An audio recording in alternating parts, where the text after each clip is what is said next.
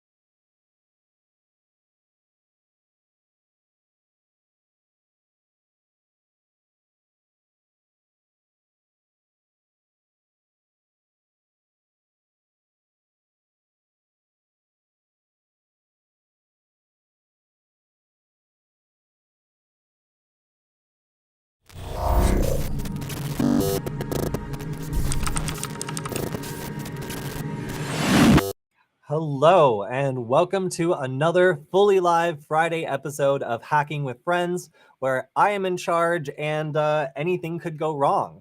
So, is that the sound of a fan I hear? A fan desperately worrying to keep a computer barely running as it hosts the entire stream? Is that a familiar combination of colors and shapes you see at the bottom of your screen? Well, yes, my friends, it turns out that my computer is back from the dead, or at least a coma. Earlier this week, or I guess over the weekend, it decided to stop charging. And this is something that's been a problem for a while. It also gets very hot during a stream, will not charge. And I haven't managed to get it replaced. Instead, I am in some sort of replacement process to maybe get another one in the next month or so. But this one is back. The computer repair store fixed it. No lessons learned. They have no idea what happened to it, but they did pull a lot of glitter out of it. So I just want to go ahead and thank all the people who were mourning the death of this computer. Typically, anytime there's a problem with my MacBook, Apple will take it and they'll completely replace the top, which means it's lost all of its individuality. I get to sticker it up all again. But I just want to say thank you to everyone who's been rooting for this computer. Based on the sheer volume of the fan right now, I think we might not be out of the woods, but we'll try to get through the stream and see what we can do with this trusty old computer. And thank you again to everybody who had the best wishes. I was actually kind of surprised. There was 273 people that were mourning the loss of this computer. So don't worry, she's on her way out, but she's going to be around with us for at least a little bit longer. I'm actually seriously regretting running the entire stream through this computer, mostly because I had to set everything up for the last stream that you saw through a desktop computer running a totally different operating system. So it's been a lot of production work this time. I think that we're ready to go, but long live my computer, this very terrible thing. I also saw as we were starting up hello to everybody in the chat, by the way. I see all of you. And somebody was mentioning, Serge was mentioning that he should back up all nullbyte videos ASAP. Yeah, you probably should. It's recently come to my attention that some random company has purchased Wonder How To, the company that owns nullbyte. So you might see some really weird stuff coming out on that channel at some point in the future. Who knows? I really have no idea what they're going to do with it. So yeah, if you were thinking about backing up the nullbyte channel, now might be the time to do it. All right, so let's glitter bombs. Yes. Yeah, please don't send me any glitter. The computer has already had the maximum amount of glitter that it was rated to, and it's already still recovering. So I wanted to go through a couple things that I went over on Twitter this week. One of them is Bing's AI image generator. So my friend had made this piece of art from a prompt crystal. He imagined a gas station attendant, and I tried to take that and recreate it with Bing's new built-in image generator. So this is really cool. With Bing, you can just go ahead and ask it to create an image, and it works pretty much like DALL-E. And I would say that the effects are pretty similar. I kind of like showed this off earlier, but I would say these are in the ballpark, you know? Like these are not too off from each other. I described the art style. I described a couple other things. And what I will say is it's pretty funny how AI cannot do text. So it just says some vague, weird, jumbly stuff. But yeah, so pretty cool that AI image generation is now baked into Bing and I believe Explorer. No, wait, whatever the new one is. Microsoft's browser. They keep, sunsetting ones. I don't want to, I bank on any now. But it's really cool to see that you can do this just kind of the same way you would use any other browser-based tool instead of having to navigate to a specific website. I'm really impressed by the way that Microsoft is integrating some of the things that are actually useful and cool. I was getting some good ideas from some of these just the other day, although not necessarily just from Crystal. This was kind of just for fun. She looks so mean in this one. But yeah, so this is now for free for users of Bing. And if you have Windows, you might notice that some of this stuff is now kind of like baked in, where you can just like generate these pretty easily just from like the operating system key. Crazy that like AI stuff is just coming into everything now, but kind of, honestly kind of makes sense.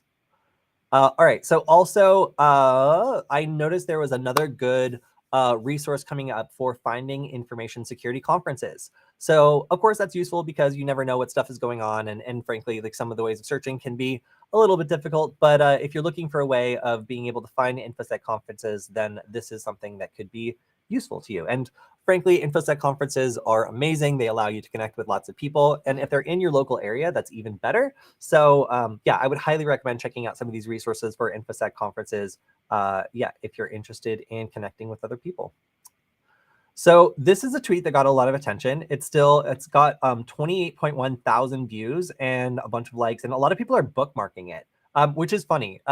So this is a video of me using a storm drain tunnel to basically, this was a group of my computer science friends. We were trying to look at whether or not phones were actually turning off their Wi-Fi when you turned off the Wi-Fi icon. Like if you say, okay, stop communicating, could I as a hacker still be able to detect someone? Now, this all started because I was doing some, I believe I was looking at whether you could use like beacon frames or other things to detect when a certain device was nearby. And we kept turning off the Wi-Fi, and my detector kept going off for this phone, and we couldn't figure out what was going on. So we decided to go into the storm drain tunnels in order to get a completely radio silent environment and be able to take a look at each device and figure out like which settings would really turn off the Wi-Fi, like actually, and what kinds of things were actually being leaked. So I took Wireshark down into the storm drain tunnel and listened for any of our phones going off. And we found that certain phones were worse than others. We found that Samsung phones in particular were constantly scanning for their location by putting out beacon frames, which were very trackable and weren't rotated at all. So that was interesting because it allowed me as a hacker to continuously track someone with a Samsung phone, even if their Wi-Fi was turned off. So why does it work that way? Like, what is the point of having a phone betray you like that? Well, it turns out that that setting is actually managed somewhere else. And somebody on the thread actually commented very accurately, like it does provide like a very reasonable way of doing this. It just buries it. It puts it in a place that is not intuitive for people to find. I don't remember where it is. But basically what it's saying is it is an assisted GPS setting. So it's under location settings, not Wi-Fi, that will turn on the Wi-Fi radio and then use it to try to determine where it is. And it does that by both listening and then broadcasting packets. Now, if you are thinking that you're being private or that you're untrackable via Wi-Fi, that's a problem because it means that even though you've turned off Wi-Fi for Wi-Fi, this other thing is allowed to use Wi-Fi for location. So the only real way of turning it off was turning on airplane mode. We were able to find would turn that off. You could also disable location services, but sometimes it would like wake back up spontaneously in order to provide better service. And that's really because in a city or in a lot of different situations, GPS sucks and is very slow to acquire a fix. So yeah, I was just interested that this tweet kind of like blew up and got a lot of attention. people felt both sold out by their phones and also interested in why, like it was that people turning off their Wi-Fi weren't actually having their Wi-Fi turned off. Like, what's the point of doing this if it seems like such an egregious betrayal of the user to actually still have Wi-Fi running in a trackable way when they've specifically selected to turn off Wi-Fi. So if you have any questions about how this works, it was a subject of some of the research that I did. And yeah, I found it to be very interesting to use a radio silent environment like this to like suss out some of the quirks that different implementations of Wi-Fi on different types of devices had. So again, like Samsung was perfectly happy to wake up the Wi-Fi to look around and see if it could find out where it was, whereas some of these other devices actually would turn off their Wi-Fi radio when you selected like Wi-Fi off on the main interface. So a little bit weird. Like a lot of people don't know why this trackable signal would still be coming out of their phones, but that's why. So we talked a lot about AI before, and specifically about how some of these leaked large language models were spreading. One person active in that community has also released, I guess I would call it an art project, Wingardium Balenciana, a completely automated fashion show that goes on forever because, oh wow, because it is generated by AI prompts, AI all the way down. So the point here is that it's constantly mutating, constantly changing, and is going to make an infinite variety of things. Whether any of those things are valuable is completely up to user interpretation. But what I'm seeing is basically like a Tumblr fashion blog set on autopilot forever, where in 100 years, our ruined society could be found by like space travelers, and this fashion show would still be going on for no one. So kind of an interesting thing to take, again, effectively like a fashion Tumblr blog on autopilot and then just bring it to the masses and let people kind of do whatever they want with it. I found it to be a very interesting application of some of these democratized large language models. And frankly, I think that the fact that individuals are using these for art projects and other non-centralized things is critical to the development of AI to make it equitable and make sure that we're using it for things that individuals have access to, not just giant corporations. So really cool, kind of punk. I like it a lot. And yeah, I'm glad that you are also a fan of Fashion Shrek. That was incredible. But yeah, like I know a lot of people are using things like Midjourney, and I was using like Blue Willow and some other stuff to generate images. And now that it's built into Bing, like from a security context, we're talking about the ability to create convincing fakes, but also from the perspective of somebody who relies on a lot of these tools for offloading creativity. It's pretty incredible to see these just popping up everywhere. So I've often, when playing with the Flipper, which we'll get into because the Flipper was in the news today or yesterday, talk about other things that can take the next step for like RFID. And this is a project where when I was looking for other sorts of Flipper-like devices for RFID, this came up a lot. It's called the Chameleon Mini or the Chameleon Ultra. And what I found was that the chip shortage had really affected this project, and it had slowed down a lot. And the prototypes were available, but they were quite expensive. It looks like some of the progress is speeding up again. So if you are a fan of some of the NFC hacking stuff that's in the Flipper Zero, this is a project to check out. I just remember being really disappointed to see that they had been held up substantially by the chip shortage and things were moving very slowly. So again, I'm just stumbling back into this project after seeing it kind of not abandoned, but at least like slow down substantially. And I'm really encouraged to see it progressing again. I will check back in if I actually get my hands on one and can vouch for it. So I'm not saying that it's amazing. I'm just saying that it does a lot of the things that I wish, the Flipper would do as a next step. Like some of these cool like nested attacks or other things that the Flipper doesn't quite do yet. All right, let's go ahead to the next one. So this is just something I wanted to shout out from forever ago. I'm often asked like, what were some of the best projects or outreach organization things that I've seen? And this was one of the best workshops in terms of just attracting people who normally wouldn't interact with a workshop and having them make something just amazing and cool. So this is programmable jewelry. But the point here wasn't to teach people to program it. It was to appeal to people of all skill levels. And what I really liked about it was if you were just a total beginner and you just wanted to make some art, you could solder on diffusers onto the top of this to make your LEDs kind of like custom and cool. They had like stained glass and other like cut glass that you could put on top of it. And frankly, it was such a cool way of attracting people who like electronics, but maybe feel a little intimidated by the programming and just want to make something beautiful and cool. And of course, if you're more advanced, then there were more things you could do to make this even more special. Like programming it to be custom colors. And I think this even had like a color sensor on it, so you could hold it up to other colors and it would copy the color onto the LEDs. So this kind of interactivity and getting people comfortable with electronics and to have like a just a I don't know, like a customizable workshop that goes both up and down in terms of skill level and also like what people can work on. I just thought it was the coolest thing I've seen. So just a shout out to this project. Like I wanted to revisit it today because I was just thinking about it. I was talking with someone the other day about like making PCB jewelry. And when I thought of it, I was like, wow, like I remember that really awesome and interactive project. So if you're a designer making cool projects for people, or if you want some inspiration, then I thought this was really cool because I saw so many happy people walking away with a finished board from this. And like it's not all the time that you see a project that just delights almost everyone that does it. All right, so I noticed that Bing knows who I am. So if you ask Bing who I am, it'll like give you a pretty good short description, like the way you would see in like a Wikipedia article. So I was like, it's only a matter of time before there's like an integration, that like pushes that description to Wikipedia or something. So my favorite thing would be if that happens and one is created, or if somebody does create a Wikipedia article about like Nullbyte or something, please only use images of me that will ruin the training models for future startups that are trying to do facial recognition. So if you see like they want to build a product, so when you like see me at a party, you can put up your phone and like find out my like bio or whatever and see all my videos. No, please upload this video with the little face and whatever and the sunglasses, and just make it as hard as possible for them, please. Like I would really like to ruin that for them. So I'm just thinking about the inevitability where if you do public stuff like I do, like now that Bing knows who I am, and you can just ask like, who's Kody Kinzie, and it'll explain to you exactly who I am and what my business is and what channels I've been on.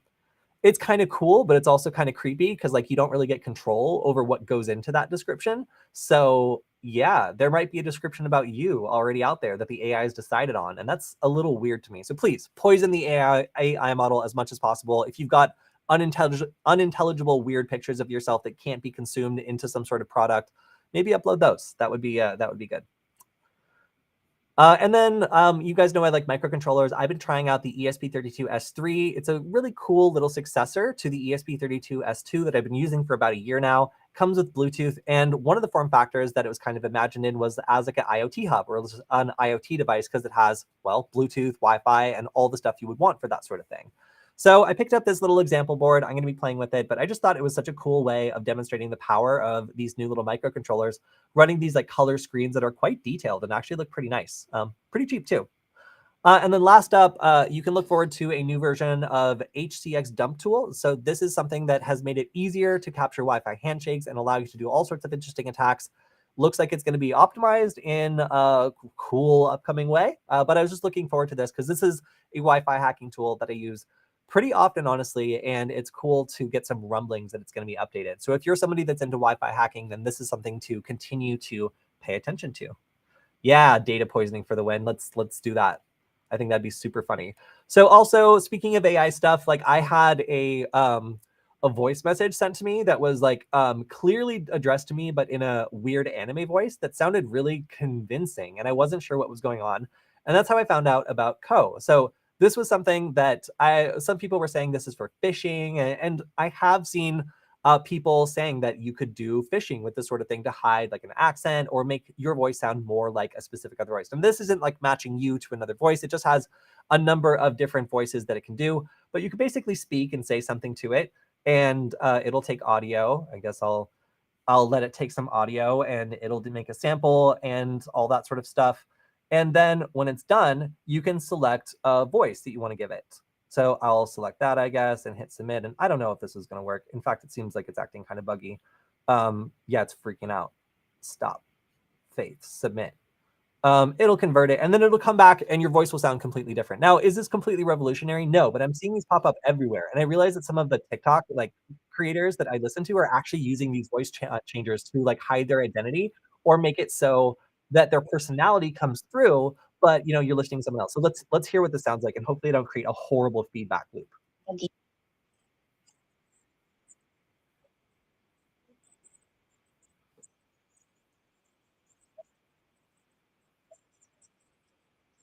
Yeah, so okay, don't know if you heard that, but made me sound like an anime cat girl. That's fine. That's great. Maybe it will increase my engagement, in fact. But it's just worth noting that these tools are out there. A lot of them are like now free, or you can do them in little 30-second chunks. So if you start getting like weird voice messages that are specifically addressed to you, just realize a child could do this now. It's no longer challenging.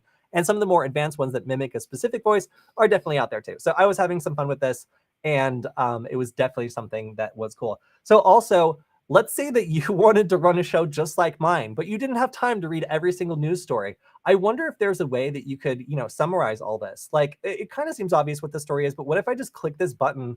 Oh, look, ChatGPT just summarizes everything, and it also speaks down to you by making little icons around each fact so that you don't get bored, so your eyes don't get tired while you're reading this. This is like spoon feeding a news article if I've ever had it done to me. I just have to say that, like, it's actually kind of amazing. It's something where if you are somebody who wants a summary of a web page or an article or something like that, like, this is kind of honestly a godsend. So I just discovered this today. I found it to be super useful slash threatening to my job. And if you're interested in it, it is what is it even called? ChatGPT Summarize Everything. It just ties into your ChatGPT account and allows it to send information back and forth. And when you plug it into ChatGPT 3.5, so you don't use up your precious ChatGPT 4 conversation bandwidth limit, then you can actually do a lot of cool stuff. So anyway, it is becoming more and more clear that Telegram is now the go-to place if you want to buy phishing tools and services. So what's interesting about this? Well, mostly that it's kind of hard to catch the people that are doing this. And in a lot of cases, bots are the ones that are doing a lot of the sales and stuff. So that's actually a trend that I'm seeing in other marketplaces too. Bots are providing the transaction information, acting as an intermediary, basically, and they are kind of the core of some of how these services no longer have to involve a person in the middle, potentially getting caught. So the fact that you're just dealing with like an interactive bot that is able to give you a bunch of prepackaged tools, even stuff for free as a promotion, is definitely interesting. So, and it's just interesting to see that some of the people we've seen targeting Telegram, Russia was one of them we were talking about just last week, really want access to these markets for a variety of different places. A lot of them are suppressing political speech, but also there are some criminal groups that are just operating on Telegram that are probably the subject of some pretty intense investigations. So where you see a bunch of juicy stuff, you also see a lot of police presence, as you'll see in some of our stories in just a little bit. Whoa, there were a lot of comments, by the way. Yeah, hello. Oh, hello, Simply Cyber. Nice to see you. All right, so next up, Google is going to require Android applications to let you delete your account. Now, when does this come into play? I would say the number one abuse I've seen of this sort of behavior is IoT light bulbs. Like, you have to really sell your soul in order to get some of these like really cheap IoT light bulbs to like set up and work. And my suspicion is that they're kind of like almost like subsidized by the cost of your data and the information that comes with you registering. So they collect information like your home Wi-Fi password, your network information, like your IP address, like all these other things that are tied to your email address that must be really juicy for these companies who, want to make a buck on literally anything they can and have very loose and fast like terms of service. So if you have to sign up for one of these things and you use the IoT light bulb once, but you give it permission to gather data about you like forever and then have an account registered with them, that's just data they're allowed to sell about you forever. It's extra money they can make. People can tie that data together into interesting and useful ways you can't conceive of and make money off of that. So that's kind of a bad situation, because in order to then do this, that even if you delete your account, your data is still there and you can't really do anything about that aside from logging into the account and finding out where individually in that particular app or in that particular website you can unsubscribe. So the fact that it's been always very difficult to unsubscribe from this is a huge data mine. It's basically something that people who want to gather your data can use. So even if you only buy their product once and never use it again, they're still making money off of you. So I see this as a really positive step, because it's just frankly so difficult to do this that most people don't bother, and they continue to have accounts on these like cheap IoT device apps or whatever else, and they profit off of that. So this is really cool. I like to see that it could be this simple as this. I'm sorry, you guys, I hate this art style. There's a lot of names for it. One of them is Global Homo. That's real. That's what it's called. And just like the weird simplified people it makes out of like weird cutout paper shapes just creep me out. I'm sorry if you like this art style. But anyway, that's how simple it is to do account deletion. That has never been that easy before. You always had to go through some weirdo website or like something that like made it super difficult to find this. So I have to say, like oh wow, I'm still showing that one. I'm still showing that one comment. Hi, hello. It was a good comment, but we'll take it down. Yeah, it's really encouraging to see that people might actually be able to remove their data from some of these, frankly, just like data mines that are like easy for people to get caught in the trap of and then just forget that they ever signed up, but actually send away some personal information like your home Wi-Fi network. Like you wonder how that stuff gets cracked. Well, if one of these companies has your data and then they get breached or they just sell it because they want extra money, that password could end up on a password cracking list in very short order. So just, be aware where you put your data, and a password for your local Wi-Fi network might not seem like a big deal until it gets breached or sold, and then suddenly anybody can crack your network in a very short period of time. All right, next up. So this is one of those examples where hackers finding vulnerability and they're like, hey, there's a problem, and they get no response. And then they're like, hey, no, this is really a big problem, and they get no response. It seems as though there's no fix to this, in part because there's been no communication with the maker of these smart garage doors. So there's a couple problems here. One of them is that their control server is publicly exposed with hard-coded credentials. So us in security know that if you have hard-coded credentials, it's very hard to do anything about that, especially if these are not devices that are designed to be updated. So seeing as these seem to not be devices that are supposed to be updated very often, it seems like the use of hard-coded credentials here is really the core of these problems, and the fact that they're exposed so publicly. Again, there's no fix for this right now, and a pretty simple post request is all that's required to go ahead and open a garage door. So it looks like the MAC address is all that's necessary in order to send these commands, which is an extremely severe vulnerability. So yeah, just got to say, this is an IoT device that literally controls access to someone's garage that probably has lots of juicy stuff in it. The fact that it can be so trivially exploited, especially remotely, is pretty scary. Then again, they probably could have fixed this, but it seems as though despite efforts to reach out, nobody managed to reply or like indicate if they were going to fix this. So as of now, there's no fix, and this is an actively exploited vulnerability. All right, so this is an interesting one.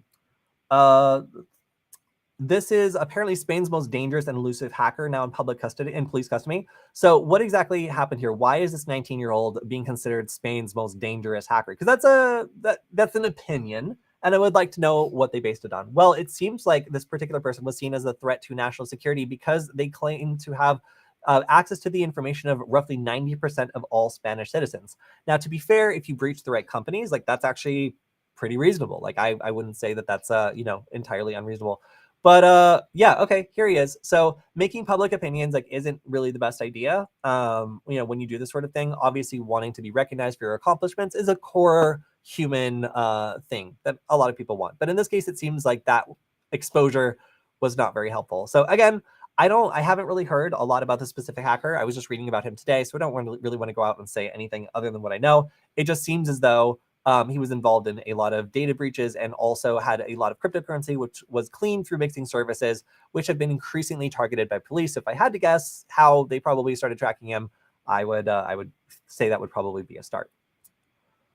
All right, so to be arrested in Operation Cookie Monster.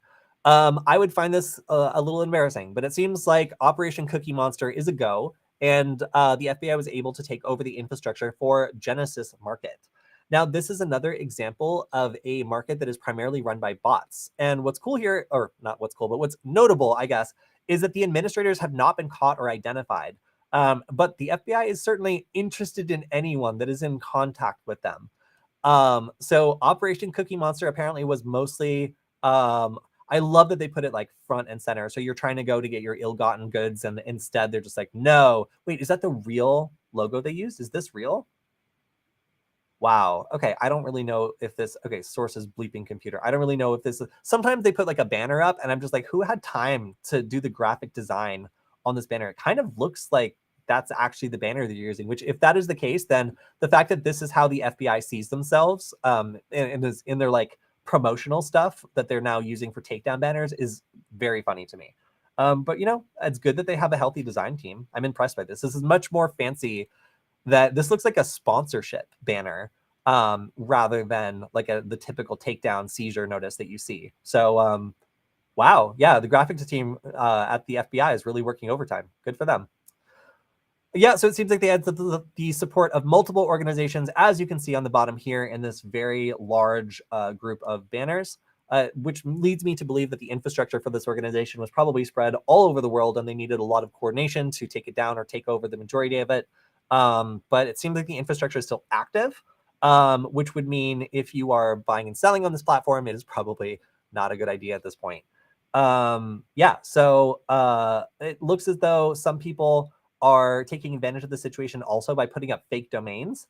So could be stings by law enforcement, taking advantage of the fact that the main one is down. But overall, a very interesting case of how a seizure of a marketplace could actually fail to identify the people who are behind it. So we've got tax season coming up, and we have, of course, more phishing scams, but this is interesting. In this case, it was actually efile.com that was hosting JavaScript malware. So what exactly was going on here? Well, they were hosting a file that was trying to capture information, and this popper.js was lurking in the code that was on the website and attempting to do a number of different things. One of them was just stealing information, but there was also an attempt to try to like drop further files or further like malware and kind of act as like a delivery network for somebody who might be delivering spyware or adware or something else they want on these computers. So the website was hijacked about 2 weeks ago, right at the beginning of tax season, and there was an SSL like mismatch then, which is around the time that this happened. So yeah, just interesting to see that once hackers gained access to the website, the first thing they did was do a JavaScript attack. So they were just hoping that people would be able to, like accept JavaScript, have a bunch of their credentials stolen and not notice. And it seems like the attack might have actually succeeded. So be careful. While filing taxes, I always get nervous when like they're like, oh yeah, you can do your taxes with us or this random third-party business that we've authorized. So if the IRS says that a third party is authorized to do your taxes through, it doesn't mean that you should give them blind trust. It doesn't mean that you should just assume that they are fine. In this case, having like a JavaScript blocker may have broken their software, honestly. Like if you have something like no script on that's aggressive and blocks this sort of attack, you might feel very smart, but you also might not be able to file your taxes. So one of those security versus convenience things where like some people might have been tricked into falling for this just because like maybe they require JavaScript to like do the sign up process or something like that, which is super common. All right. So next up we have Dish Network. So this is relatively short, but I just think this is remarkable because it's one of the first times I've seen a company getting a class action lawsuit because they claim to have better cybersecurity than they actually did. So what's interesting here is trying to dig into whether or not they were like had a fake system that just wasn't followed, or if they just made kind of puffy claims about like having industry level this and whatever. I haven't really seen the details like to indicate whether it was one or the other, but the class action participants certainly feel as though they were lied to or that Dish actually didn't follow any of its own procedures. So aside from the danger of having a ransomware attack or an outage or something, you can add on to that the problem of not being clear about communicating your safety controls and making people feel safe when they're actually not. So yeah, the ransomware incidents seems as though it was a result of just negligence. And when there was an investigation, a lot of people in the class action suit are saying that this is an example of something that was preventable and that they were told that all the precautions that would have prevented it were taken care of. And so they felt comfortable investing their money. So this seems like investors that are involved in the suit, often investors get better results than customers. So we'll see if this actually goes anywhere, but it's an interesting precedent to see if a company that's maybe puffing up their cybersecurity programs a little bit to make their investors feel good can actually experience consequences when they have an incident and the curtains kind of pulled back on whether or not they were really following them. All right, so just a little, we mentioned a lot how phishing attacks often go through Microsoft files that are sent and distributed and end up popping up something that allows you to run a macro.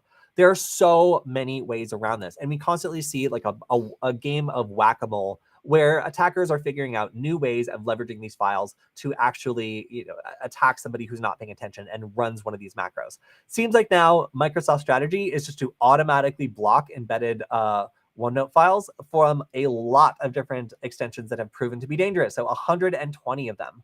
So what is the point of that? Like, why would they need to like make blacklist all of these extensions? Well, some of these are either highly specific or allow like weird behaviors or other exploit paths that make it easy for attackers to craft payloads around them. So by looking at the ones that are most risky, like a PS1 file, does anybody know what that is? Is it a PlayStation 1 file? No, it's a PowerShell file. And that could be a problem if it's executed in the right way. So it's relatively smart here to make these extensions more difficult to run, just because this is not enough anymore. When we have this pop up, people ignore it, or if they're in a rush, they'll just hit okay. Like it is nice to have a dialogue that doesn't just have a big like, run this anyway. In this case, it is at least saying you need to like do some extra work in order to open it, and these have been a little bit more successful. But just a pop up that says like okay, or bypass, or I understand, is usually not enough to stop this kind of attack. All right, so let's talk about the Flipper. So the Flipper is again in the news for getting banned, but this time not in Brazil. This time it's getting banned from Amazon. And the reason is a little strange here. So I have tried to use a Flipper on my credit card before, and it is able to grab the credit card number, but that's not what you need to make a credit card transaction. You also need information like the person's address, their name, and other things that is not transferred electronically. So it's not super useful actually for a hacker. So I'm a little bit surprised, honestly, to see Amazon banning the sale of the Flipper Zero on the basis of it being a credit card like copier or a credit card skimming device. Again, like while it is possible to get the credit card number, it's not necessarily useful because in this day and age, you need more information than that in order to actually like get the card. So yeah, very, very strange. Not something that I expected them to ban Flipper for. I really expected it to be something else.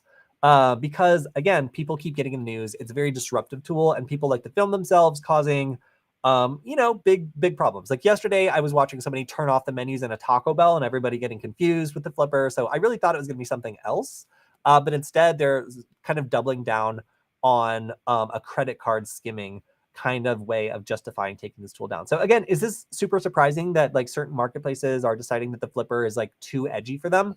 No, I don't think so at all. Like when discussing what their whole brand is and like what their whole approach is, it's obvious that Flipper is being edgy and kind of taking that as a risk in order to get lots of word of mouth attention. Obviously, we're talking about the device. That means it's working to a certain degree. The downside to that is it's going to get banned from places as people see it and react to it. And these places that want to be safer decide they don't want to interact with it.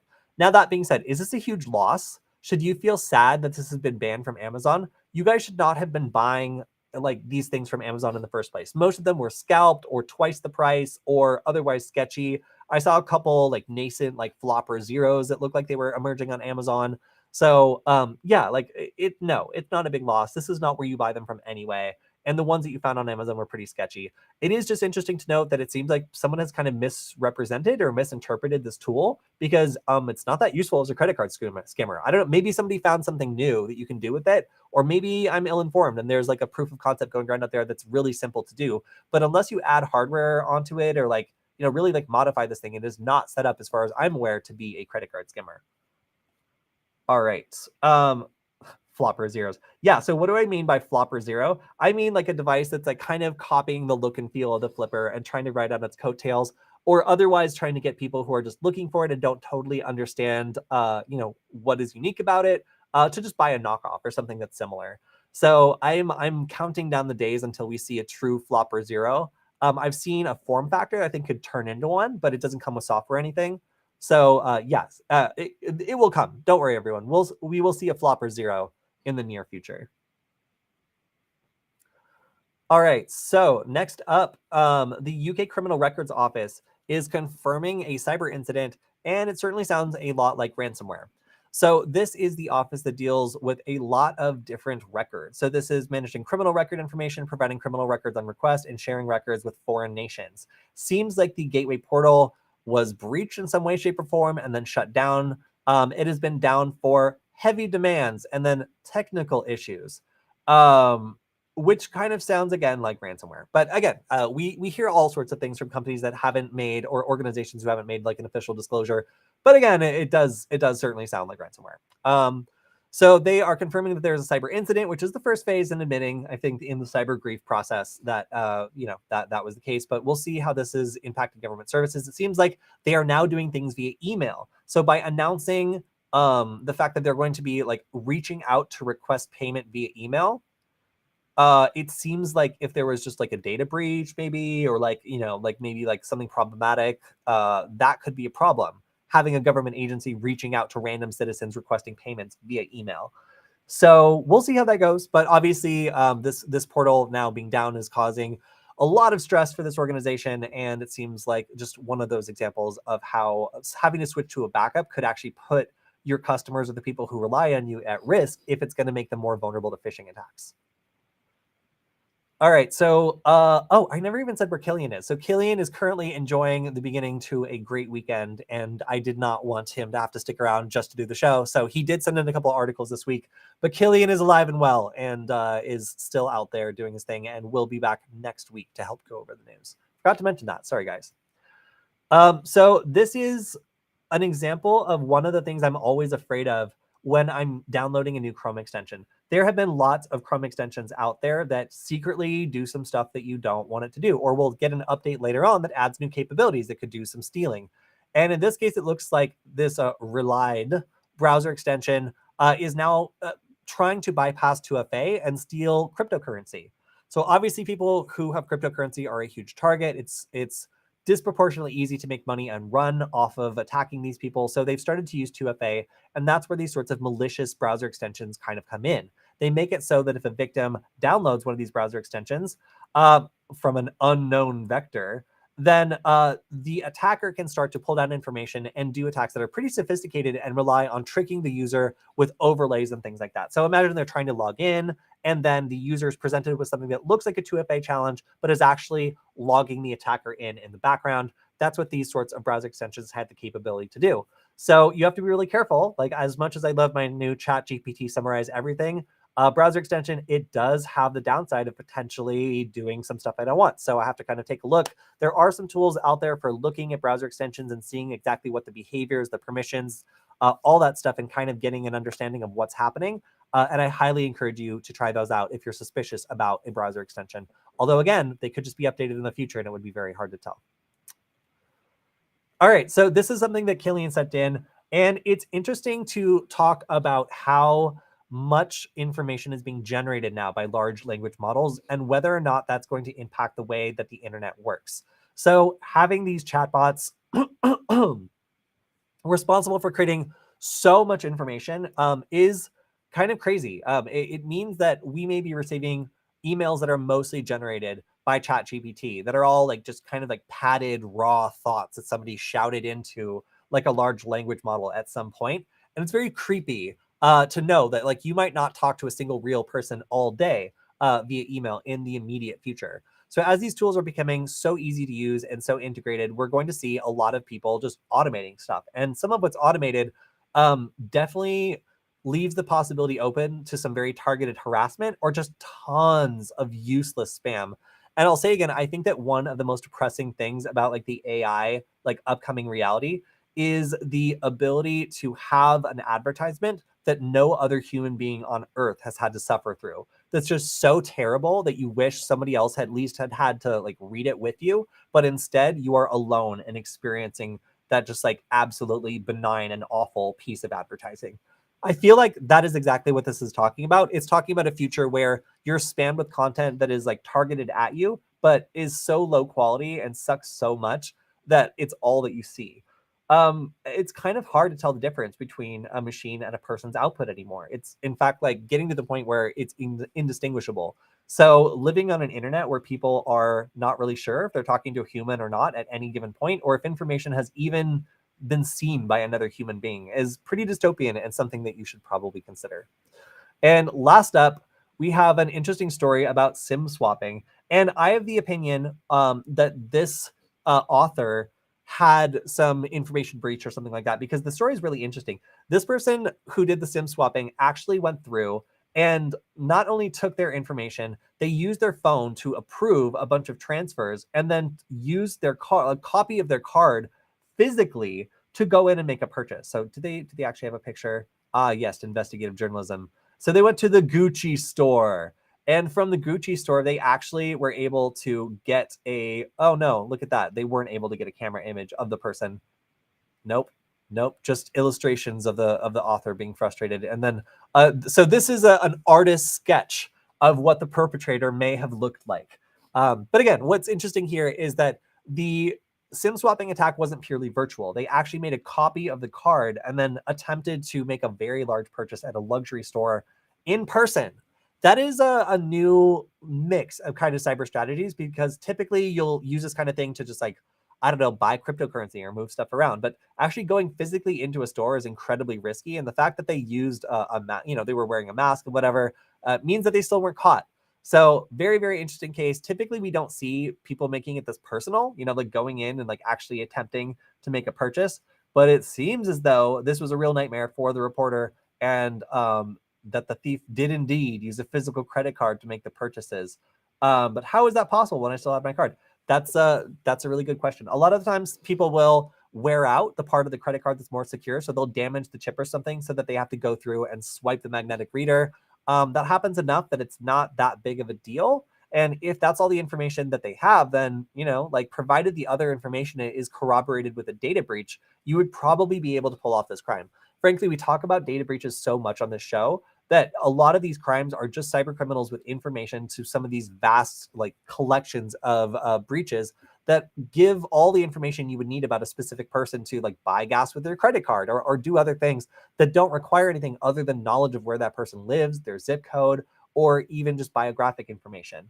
So yeah, like I'm not very surprised about this anymore, because even though this is super traumatizing and it sucks and it's not very common, it is possible because of the sheer amount of data that's just out there that allows people to abuse these systems, like the voice changer that I was just showing off. Like that could allow you to change your voice and make it so that you could call in and have information swapped in a SIM swapping attack. That's pretty remarkable that actually is a thing that's out there now. All right, so that is all the news that I have for today. As I said, Killian's out today, so it's just us. If you have any questions, then make sure to leave them on the channel. So I'm streaming right now to this, hopefully the LinkedIn. You guys will have to tell me if I actually am. Twitch, the Redia channel, and of course the Security Forward channel, plus the Security Forward Twitch. So that's a lot of channels. But if you want me to see your question and answer it on Wednesday, then make sure to leave it on the Security Forward, that Security FWD channel. We're growing. The channel has gotten a bunch more subscribers. We're coming up on a pretty good subscriber milestone, so make sure to subscribe and leave your comments there. And on Wednesday, around the same time, I will come back live and answer all of them. Also, if you want to check out some great stuff from our sponsor, you can go to varonis.com/Kody, Kody, and check out what we're promoting this week. I believe we are talking about both data governance and incident response, something we've covered a lot. So if you're curious about what it actually looks like on the receiving end of some of these attacks, there are some really interesting stories out there, as well as some articles that I've written personally that are available for free on the varonis.com website. And a big shout out to them for letting us do this stream every week. Hope all you guys have a great weekend. And again, if you think that I've missed anything, if you have any suggestions for the show, make sure to leave a comment or shout out to me on Twitter, and I will see it. And we will see you next time. Goodbye, everyone.